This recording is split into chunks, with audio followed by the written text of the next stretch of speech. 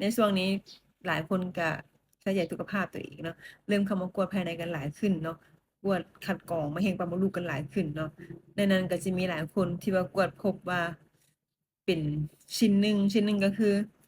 เป็น cervical intraepithelial neoplasm ก็คือจะเป็นเซลล์ในมดลูกเราที่มีการกลายพันธุ์ที่ปกติ แต่ว่าบ่ทันได้แม่นมะเร็งเทื่อแต่ถามว่าชิ้นหนึ่งอันตรายบ่บอกได้เลยว่ายังบ่ทันได้อันตรายเทื่อเนาะเพราะว่าชิ้นหนึ่งถ้าเป็นแล้วมีโอกาสที่จะภูมิคุ้มกันเราน่ะสามารถทำลายหรือว่ารักษาให้มันหายขาดเองได้เนาะถ้าว่าภูมิคุ้มกันเราแข็งแรงพอมันจะหายไปเองภายใน1-2 ปีเนาะและมีโอกาสหายไปประมาณ60-80%เนาะในทีนี้แต่ถ้ากรณี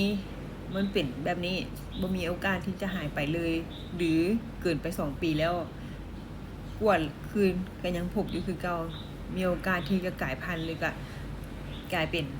ชิ้น2ชิ้น3ต่อๆไปแหละเฮ็ดให้เกิดเป็นมะเร็งแดนหลิงแต่ถ้าว่าผู้ใดที่เป็นชิ้นหนึ่งแล้วกวดพบ HPV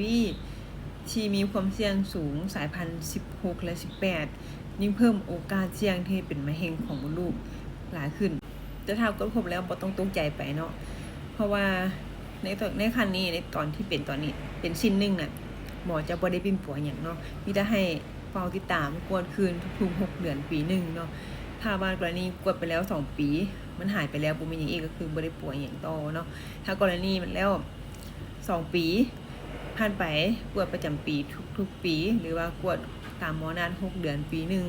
กวดแล้วมาพบว่ามีการกลายพันธุ์ไปเป็นC2 C3หมอจะแนะนำให้ผ่าตัดยกมดลูกนั่นเองเนาะเรื่องในการกวดกันต่องสำคัญที่สุดเนาะฉะนั้น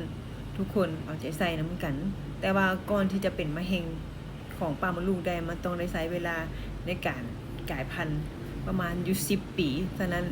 บ่มีมะเร็งใดที่ว่าเป็นกระทันหันมันจะค่อยๆเป็นแต่บ่มีอาการหยังเริ่มแรกจะผิดปกติก่อนอาจจะอักเสบซ้ำเหือถ้ามันบ่หายดีมันสะสมขยายไปเรื่อยๆๆใช้เวลาอยู่ประมาณ10 ปีกลายเป็นมะเร็งปากมดลูกได้เนาะฉะนั้นการกวดกันต่องสำคัญที่สุดอยากให้ทุกคนเอาใจใส่ในการซักวัคซีน HPV กันให้หลายขึ้นและกวดกันต่องตามที่หมอนัดในคนที่มีเพศสัมพันธ์หรือคนที่มีอายุแต่21 ปีหา29 ปีขึ้นเมื่อมีเพศสัมพันธ์เขาเอิ้นว่ามีคู่นอนหลายคน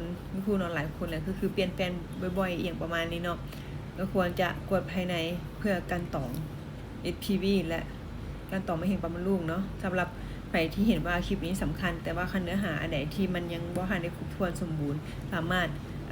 คอมเมนต์แล้วก็ทักหาส่วนตัวเพื่อได้ข้อมูลที่ชัดเจนกว่านี้เนาะสำหรับมื้อนี้อย่าลืมกดใจกดติดตามกดคลิปนี้ไปเบิ่งและแชร์ให้คนเดินทางต่อเด้อ